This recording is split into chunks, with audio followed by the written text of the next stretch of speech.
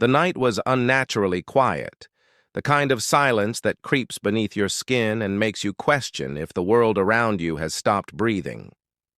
Kevin had taken the night shift at an old abandoned hospital on the edge of town, a place the locals whispered about but never dared to enter. He was just a security guard, hired to watch over the property until it was demolished. Easy money, they said. One night a week. Just keep an eye on things. Kevin had always scoffed at ghost stories. He believed in what he could see, touch, and explain. That confidence cracked as soon as he stepped through the rusted metal doors. The inside of the hospital smelled like mildew, rot, and something faintly metallic, like old blood soaked into the walls. His flashlight flickered as he passed the front desk, the light barely cutting through the thick shadows that clung to the peeling walls. The silence was so absolute it made the slightest noise feel like a scream. His boots echoed with every step as he made his rounds through the first floor. He checked the doors to the empty offices and peered into rooms filled with rusted hospital beds and shattered glass. Everything looked abandoned. Still, the feeling of being watched was suffocating. As he reached the stairwell, he noticed something strange. The temperature dropped drastically, his breath now visible in the air. He hesitated. The basement wasn't on his list of places to check, but the door stood slightly ajar, a soft sound drifting from the darkness below, something like whispering. He tried to tell himself it was just the wind, but there was no wind inside. Against his better judgment, he descended the stairs. The further he went, the louder the whispers became, overlapping voices speaking in languages he couldn't understand. At the bottom, the flashlight died completely, and Kevin was plunged into darkness. He fumbled for his backup light, and when it flicked on, the beam illuminated a figure at the far end of the hall. It was motionless, just a shape in the dark. Watching him, Kevin froze, heart hammering, trying to convince himself it was just a shadow. But it moved. No footsteps, no sound, just gliding toward him. Kevin turned and ran up the stairs 2 at a time. The whispers followed him, now urgent and louder, as if trying to reach into his mind. He burst through the stairwell door and slammed. It shut, gasping for air, trying to calm himself. The hospital around him seemed different now. The hallway had changed. The paint on the walls had turned darker, almost black, and the floor was now covered in a sticky, dark substance. He tried retracing his steps, but every corridor looked identical, looping endlessly. Doors that were once open were now sealed shut, and the exit was nowhere to be found. He pulled out his radio to call for help, but all he got was static. Then, through the static, a voice whispered his name. He dropped the radio in panic. The whisper came again, closer, clearer. Kevin backed away, only to find the figure from the basement now standing at the end of the hall, staring with hollow eyes. Its face was gaunt, mouth sewn shut with thick black thread. It pointed toward a room to his left. The door creaked open, slowly, revealing a lit operating room. Against all instinct, Kevin stepped inside. The room was pristine, unlike the decay outside. Bright lights shone from above, and surgical tools were laid out neatly. On the table was a body, covered in a white sheet. He approached carefully, hand trembling as he lifted the sheet. His own face stared back at him, eyes wide open, mouth stretched in a silent scream. Kevin stumbled back, heart racing as the lights flickered. When they steadied, the room was empty. No table, no body, nothing. The door slammed behind him. He rushed to it, but it wouldn't budge. Then he heard breathing, heavy, ragged, coming from right behind him. He turned slowly, but the room was still empty. The sound moved with him, as if circling him, unseen but close. Suddenly, something cold gripped his arm. He looked down, but there was nothing there. The grip tightened, pulling him toward the far wall, which began to ripple like water.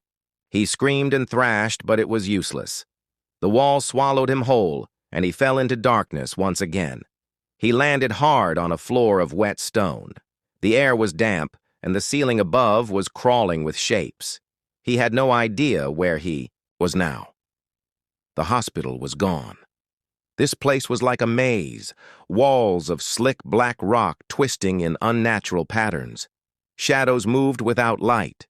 Whispers returned, now angrier, louder. Kevin wandered the maze, calling out, but his voice was swallowed by the void. Every turn brought him back to the same spot, a mirror standing in the middle of the path. He looked into it, and his reflection did not move with him. Instead, it smiled. The reflection stepped out of the mirror, perfect in every detail, but wrong in every sense. It blinked with eyes that were too dark, too empty. It lunged at Kevin, who ran without direction, deeper into the labyrinth of horror and madness. Kevin sprinted through the stone corridors, his lungs burning, his mind unraveling. The echo of his own footsteps was followed by the unmistakable sound of another set. Heavier, faster, gaining on him. He didn't dare look back. He only ran, driven by the primal instinct to survive, though every direction felt like a descent further into something he wasn't meant to witness. The tunnel twisted violently, turning into a steep downward slope. Kevin lost his footing and tumbled, scraping against the jagged walls until he landed in a cavernous chamber. The air here was colder, the silence heavier. He sat up slowly, blood trickling from his temple. Before him stood a circle of figures, cloaked in rotted hospital gowns, heads bowed and arms twitching spasmodically. Their skin was pale and translucent, veins pulsing with black fluid. Kevin crawled backward, but his hand landed on something warm and sticky. He turned to find a small child, no older than 6, lying on the ground, her eyes wide open, mouth contorted in terror. Her chest did not rise. She was dead. But her hand clutched his wrist with impossible strength. He screamed and tried to pull away, but her grip was unbreakable. Her head turned toward him with a series of bone-cracking pops, and she whispered, "They won't let you. Leave." The circle of figures raised their heads in unison, eyeless faces gazing toward him. The cloaked figures began to chant, low and guttural, in a language that made Kevin's ears bleed. He tore himself free from the child's hand and stumbled to his feet. A path opened between the figures, and though it felt like a trap, it was his only option. He ran through it, ignoring the sounds behind him, like flesh being torn and bones breaking.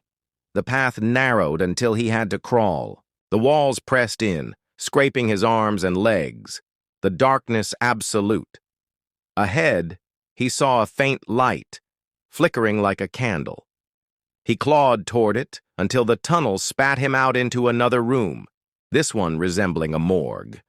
The metal drawers were open, each one containing a version of himself, some dead, some barely alive, some watching him with pleading eyes. Kevin backed away, clutching his head, trying to make sense of it. He bumped into a gurney, and a body rolled off onto the floor. The sheet slipped off, revealing a headless corpse. Then he felt breath on his neck again. He turned, and his reflection was back. It wasn't attacking this time. It just stared, then opened its mouth and began vomiting black worms onto the floor. The worms twisted and crawled toward Kevin, their mouths lined with teeth. He kicked at them, slipped, and landed in the puddle, screaming as they tried to burrow into his skin. He scrambled away, covered in filth, and burst through the morgue's doors. He found himself back in the hospital hallway, but something was wrong. The walls pulsed like flesh, the lights buzzed and bled, the air was thick with decay. He walked, trembling, until he saw a nurse at the end of the hall. She looked normal, too normal. She smiled and said, "You're late for your surgery, Mr. Harper." Kevin opened his mouth to speak, but no words came. She gestured to a wheelchair beside her. The walls behind her screamed. Kevin ran the other way. Every door he passed showed glimpses of horror. Patients with limbs growing from their mouths, nurses cutting into screaming bodies with laughter, surgeons sewing the wrong parts onto the wrong people. The hospital had become a factory of nightmares. One room caught his attention. It looked like his bedroom. He stepped inside, and for a moment everything was normal. His bed, his desk, the soft hum of his fan. He almost cried with relief. But when he turned around, the room was empty again, and the door was gone. A mirror appeared where the door had been. His reflection was gone. Instead, a woman stared back at him, pale, eyes sunken, mouth stitched shut. Her hands pressed against the other side of the glass, then pushed through it like the surface was water. She clawed her way out. Kevin tried to fight her, but she was too strong. She pinned him to the floor, leaned close, and whispered, "You belong to the hospital now." Then she was gone. The mirror shattered. Kevin was alone. Again. He sat there shaking until he heard something new, the sound of a phone ringing.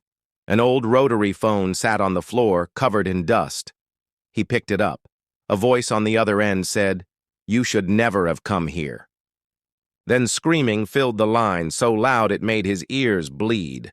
He dropped the phone and ran, no longer sure what direction was up or down. The hospital twisted around him, shifting like a living thing. He opened a door and saw his parents standing, in their kitchen, calling to him. But their eyes were wrong, too wide, too dark. He slammed the door shut. Eventually, he found an elevator. The buttons were labeled with symbols instead of numbers. He pressed the one that looked like an eye. The elevator descended in silence. When the doors opened, he stepped into what looked like a nursery. Cribs lined the walls. Each one held a shriveled figure, eyes open, watching him. Then the crying started, a low, mournful wail that filled the room. The lights exploded. The cribs burst into flames. Kevin ran. He crashed through another door and found himself back in the stairwell where it all began. The basement door was open again. A voice inside said, "Finish what you started." He didn't want to go, but something compelled him. He stepped into the basement. The figure from before stood waiting. This time, it removed the thread from its mouth. It said, "You are the last. We need one more." Kevin shook his head, but the figure raised a scalpel. All around him, shadows closed in. Faces emerged in the darkness, people who had disappeared into this hospital over decades. Now they were part of it, and he would be too. Kevin screamed and ran into the dark, deeper into the hospital's belly. No one ever saw him again. But sometimes, late at night, security cameras catch a glimpse of a man running through the empty hallways of the hospital. His face twisted in endless terror. And sometimes, the whispers start again. He ran. Even though there was nowhere left to go, Kevin ran. The hallways no longer had form. Walls stretched into the void. Floors became transparent, floating over a bottomless pit filled with reaching hands. Gravity warped, and sometimes he was running up walls, sometimes falling sideways. The hospital was no longer bound by the rules of the living world. It had become a breathing, conscious entity, and it was alive with hunger. Every breath he took echoed with whispers in his ears. Dozens of voices now, calling his name in tones that swung from pleading to malevolent. Sometimes the voices sounded like his mother, sometimes like himself. He clasped his ears, trying to shut it out. But the voices were inside him, crawling through his veins like parasites. He passed by a door that hadn't been there before. It was simple, wooden and warm to the touch, unlike the cold, rusted ones everywhere else. He opened it and found himself in a waiting room. There were rows of chairs, a reception desk, a clock ticking steadily on the wall. For a moment, he thought, it was a hallucination of normalcy, until he noticed that everyone in the room was dead. They sat motionless in the chairs, some decayed to bone, others fresh, eyes still blinking, mouthing silent screams. A nurse behind the desk turned her head in a slow, mechanical movement. "We'll call your name soon," she said, her voice perfectly calm, blood dripping from her mouth. Kevin backed away and ran down another corridor that bent into itself like a spiral. Every few feet, a door slammed open to reveal a new horror. A man sewn into a mattress, a woman whose face had been peeled off, a hallway filled with blindfolded children humming lullabies in reverse. Each vision chipped away at his sanity. He found a mirror and tried to look into his own eyes, but they weren't his anymore. They were black voids, twitching with movement. Worms slithered beneath his skin. He tried to scream, but his mouth had vanished. He reached up, clawing at the blank skin where his lips should be, as muffled cries poured from his throat. Then, just as suddenly, the hallway turned bright white. A door opened ahead, and light flooded through it. Hope flickered in his broken mind. He staggered toward it, his body aching, bones grinding in places they shouldn't. The light was warm, welcoming. Inside was a single chair and a figure standing beside it.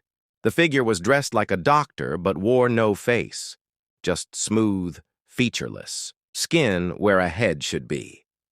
It gestured toward the chair. "It's time," it said, voice echoing from nowhere. Kevin didn't want to sit, but his legs gave out. He collapsed into the chair. Restraints shot out, binding him. The figure raised a scalpel and began cutting into his skull. Kevin felt everything. There was no anesthesia, no numbness. Pain erupted in waves, yet he could not scream. Instead of blood, memories spilled from his head. Flashes of childhood, his first kiss, the day he graduated, all torn away and absorbed by the walls. The hospital wasn't feeding on his body. It was feeding on his identity. Piece by piece, it devoured who he was. Eventually, there was nothing left. Just a hollow shell of a man with blank eyes and a whispering mouth. The restraints vanished, and he stood up, emotionless. The figure handed him a clipboard. On it was a list of names. Only one name was unchecked: yours.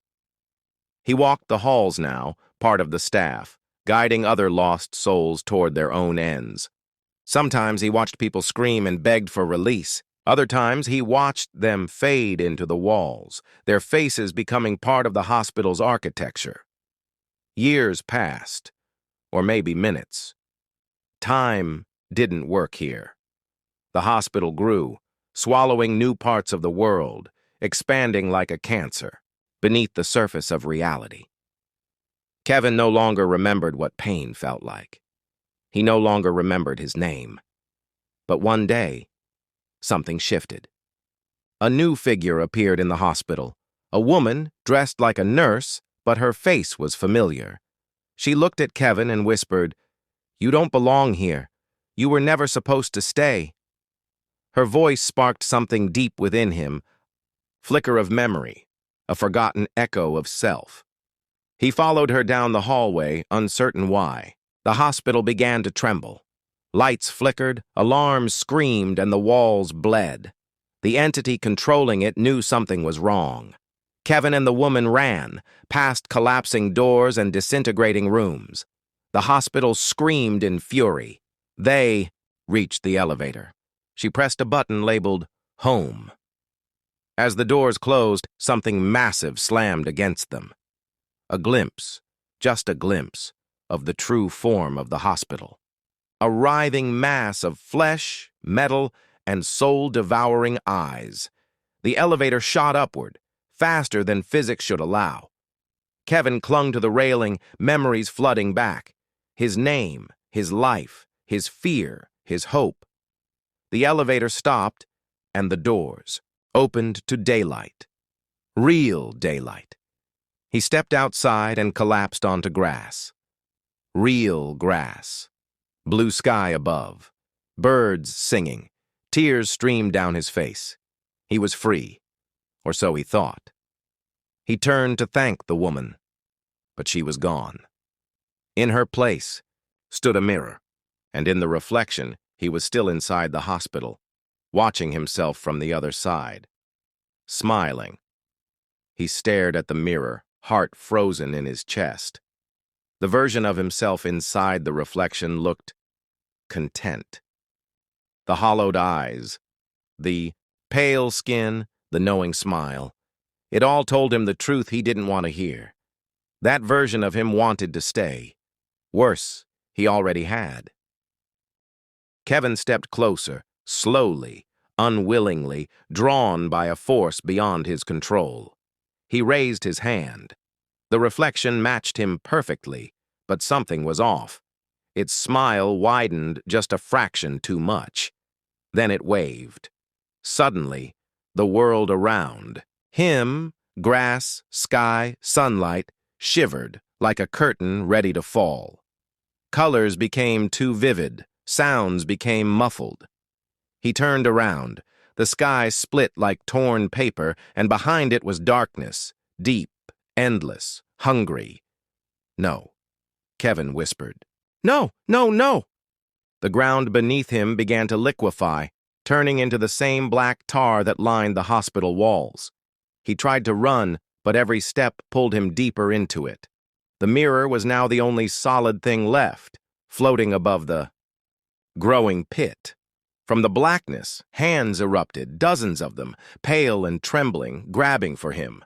They clawed at his clothes, his skin, his hair. He screamed and struggled, but the more he fought, the deeper he sank.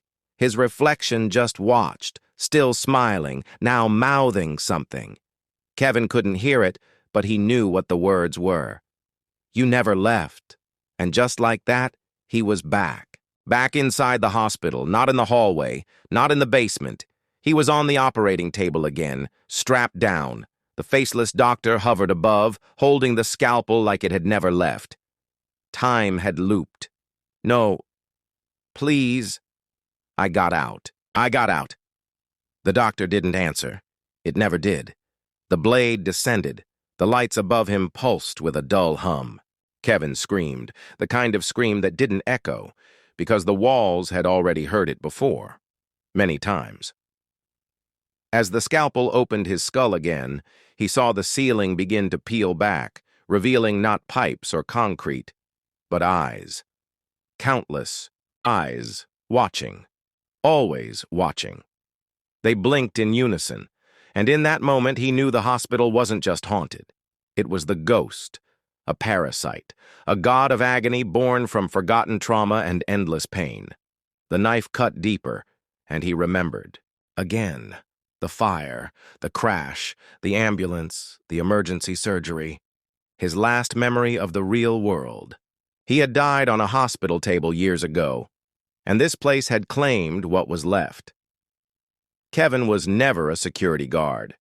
That was a story he created in the liminal space between death and the afterlife. His mind had invented it to cope, to explain the unexplainable. But now the illusion was shattered. He was part of the hospital now, just another soul stitched into its corridors. Somewhere in the waking world, a patient flatlined. A nurse rushed to silence the alarm, another soul slipping away, another corridor opening. The hospital waited patiently. It always did, and somewhere, deep within it, Kevin stood at the front desk, now wearing a nurse's uniform, clipboard in hand, smile too wide, eyes too still. Behind him, another mirror shimmered, another life about to be devoured.